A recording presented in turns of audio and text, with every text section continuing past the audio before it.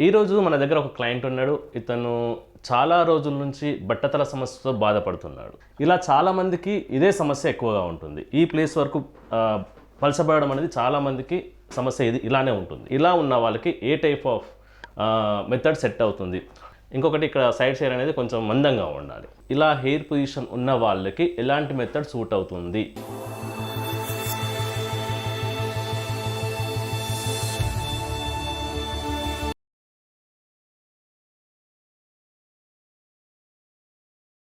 Hi, welcome to RK hair studio. ఈరోజు మన దగ్గర ఒక క్లయింట్ ఉన్నాడు. ఇతను చాలా రోజుల నుంచి బట్టతల సమస్యతో బాధపడుతున్నాడు.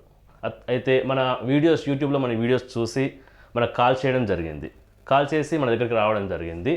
సో ఇతని యొక్క హెయిర్ సిచ్యువేషన్ చూసుకుంటే మనకు ఒకసారి అబ్జర్వ్ చేయండి.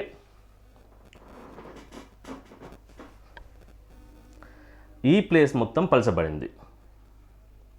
ఇలా చాలామందికి ఇదే సమస్య ఎక్కువగా ఉంటుంది. ఈ ప్లేస్ వరకు పలచబడడం అనేది చాలామందికి సమస్య ఇలానే ఉంటుంది. సో దీనికి పరిష్కారం ఏంటి? ఇలా ఉన్న వాళ్ళకి మనము 4 మెథడ్స్ చెప్తాం. బాండింగు, క్లిప్పింగు, టేపింగు, వీవింగ్ అని చెప్తాం. కానీ ఇలా ఉన్న వాళ్ళకి ఏ టైప్ ఆఫ్ మెథడ్ సెట్ అవుతుంది?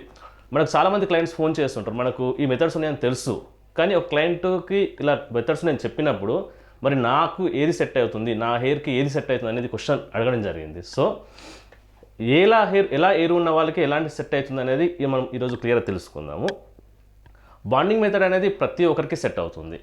సైడ్స్ హెయిర్ చిన్నగా ఉన్నా సరే, పెద్దగా ఉన్నా సరే, ఎలా ఉన్నా సరే బాండింగ్ అనేది ఈ ప్లేస్లో రిమూవ్ చేసి ఫిక్స్ చేస్తాం కాబట్టి ప్రతి ఒక్కరికి సెట్ అవుతుంది. ఇంకొకటి టేపింగ్ మెథడ్ కూడా సేమ్. బాండింగ్ మెథడ్లో టేపు, గమ్ యూజ్ చేస్తాము. టేపింగ్ మెథడ్లో ఓన్లీ టేప్ యూజ్ చేస్తాం. సో వాళ్ళకు కూడా ఎంత రిమూవ్ చేసి సేమ్ ఇదే ప్లేస్లో ఫిక్స్ చేయడం జరుగుతుంది. ముఖ్యంగా టేప్ మళ్ళీ క్లిప్పింగ్కి వచ్చేసరికి, క్లిప్పింగ్, వేవింగ్ ఈ రెండింటికి వచ్చేసరికి మన సైడ్స్ హెయిర్ అనేది కొంచెం ఎక్కువగా ఉండాలి.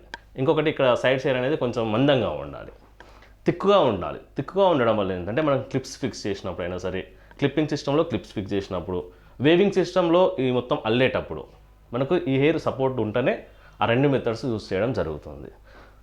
బాండింగ్ మెథడ్ దగ్గరలో ఉన్న వాళ్ళు బాండింగ్ మెథడ్ చేయించుకోవచ్చు. అదే దూరంగా ఉన్న వాళ్ళు టేపింగ్ మెథడ్ చేయించుకోవచ్చు. ఎవ్రీ మంత్ రావాలనుకుంటేనేమో బాండింగ్ మెథడ్ చేయించుకోవచ్చు.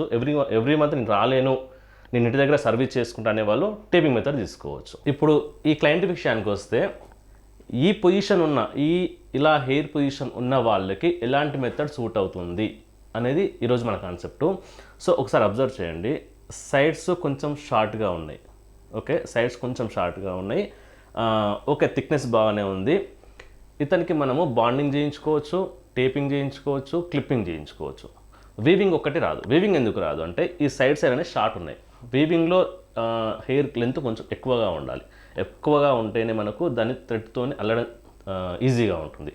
ఇంత షార్ట్గా ఉంటే వీవింగ్ మెథడ్ రాదు. ఇలా ఉన్న వాళ్ళకి, ఈ పొజిషన్ ఉన్న వాళ్ళకి బాండింగ్ చేసుకోవచ్చు, టేపింగ్ చేసుకోవచ్చు, క్లిప్పింగ్ 3 మెథడ్స్ యూజ్ చేసుకోవచ్చు.